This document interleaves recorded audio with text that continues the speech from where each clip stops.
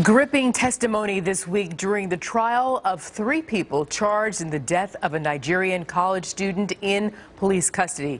Matthew Ajibade was found dead in a cell after this dramatic scuffle we're looking at with deputies. Now, the jury now viewing images from cameras attached to the tasers used to subdue Ajibade. Now, 9 deputies were fired, and now 2 deputies and a nurse are on trial for involuntary manslaughter. I am joined now by Bob Bianchi. He's a criminal defense attorney and former head county prosecutor, and Misty Maris, a trial attorney. Good to see you both. Mr. Ajibade was 21 years old. And so, Misty, I'll start with you. Is this taser video a game changer, and whose argument does it support? Here, I think we have a support for the defense, Arthel, and that's because you can see that Mr. Ajibade was reaching for the taser. He was fighting with the officer. So the whole question comes down to, was this force reasonable? And in this case, when you have somebody going after the deputies,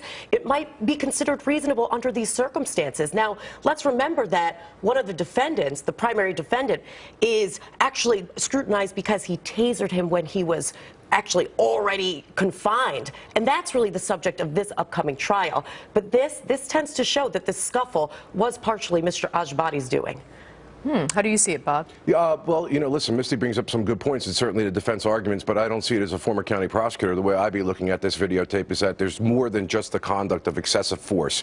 Once they have subdued him and he is compliant, the additional kick, he received a brutal blow to the face, and tasering was inappropriate. But this case extends beyond that. It's about the lack of medical treatment that he did not receive afterwards, and their failure by violating jail policies and checking in on him after such an assault. And that kind of negligence, if it goes to the level of recklessness, which is a legal conscious disregard for the value of human life because they violated those policies, is another thing where they can be found guilty of manslaughter. Because even after this that we're looking at, I believe that Mr. Ajibade sat in his cell for like an hour and a half with no one coming to check on him. Right, and what's interesting, though, is that the defense is saying, hey, there was compliance with the policies, at least by the nurse, who was only required to come every 2 hours. Now, the prosecution is saying something different. They're saying every 15 minutes.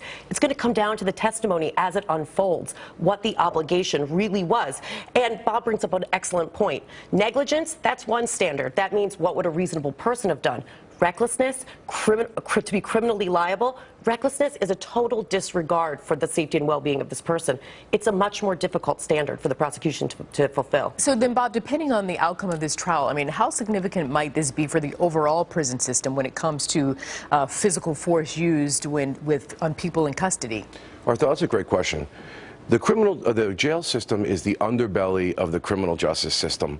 People are wards of the state and they go in there. There have been too many cases like Sandra Bland and now this case and many others that I've personally investigated where due to malfeasance, improper training, or outright purposeful conduct, these people who have no ability and are vulnerable because they're in a prison population either don't get the proper medical care. I'm dealing with that with a case right now as a criminal defense attorney where we are telling them you keep sending them to the hospital because you're not giving them the proper medication. A man who committed a minor offense and lived an otherwise perfect career. Sandra Bland, who was never really a career criminal. There's lots of these people that are stuck in jail because they can't make a $250 bail, and they're presumed innocent. And those jails are not taking care of those prisoners, and they're dying. Somebody needs to do something. Listen, we get the corrections officers have a tough job, but when you look at this particular case in that video, it was over excessive. He was offering passive resistance. That doesn't give them the right to, that shot to the face, knocking him down, tasering or handcuffing him. Plus, you have how many people against him?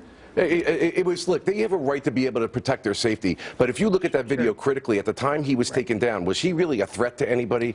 But what I think is interesting, though, is that the actual criminal charges against Kenny, who is the one who used the taser while he was in confinement, he's not being charged with that blow to the head. That's not part of the case against him. So we have to assess whether or not the tasering was actually a cause of his death, which is an issue in this particular case because defense attorneys So what if it's not? What if they say it's not? Oh, Jesus, I can't even watch this. You know what? Take it off, guys. I can't take it anymore. The video, I can't handle it. What if they determine, what were you saying, Misty, that if they determined the taser was not the cause of his death, then what? Well, then it has to be at least a contributing factor or somehow linked to the death. That's the issue with why the prosecution may have a difficult case. It's going to come down to medical testimony. What does the autopsy report say? And that will be what this case will hinge on ultimately. This is a no-brainer for a jury in my mind. Missy makes great points, but here's the thing.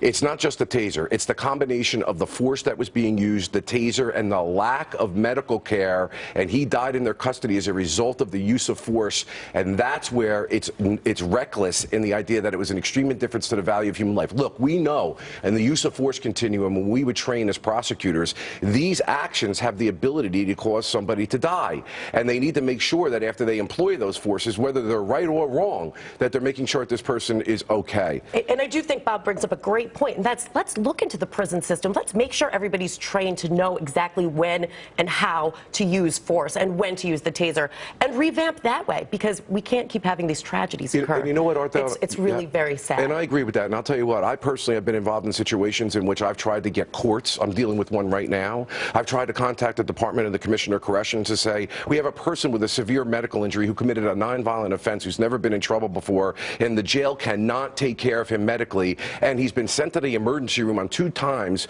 almost having died, and gets brought back there. He gets denied parole because people, you know, all sorts of things start to cascade because there seems to be the very little control we have once they go in there. We need to treat our vulnerable populations better. And I little control you as an attorney, a defense attorney. Well, they look at you as a defense attorney when you go in there, and it's like, you know, look, I know many of your viewers may say this, well, if they're in jail, they deserve it. But many of those people are in jail and they're presumed innocent. And even if they are guilty, they have a right to proper and acceptable medical care. And there's no question about that. And that's why let's look into the system, revamp, make sure everybody's getting the care that they need and deserve. Misty Maris, Bob Bianchi, thank you very much. Okay, Arthur. Okay, Eric.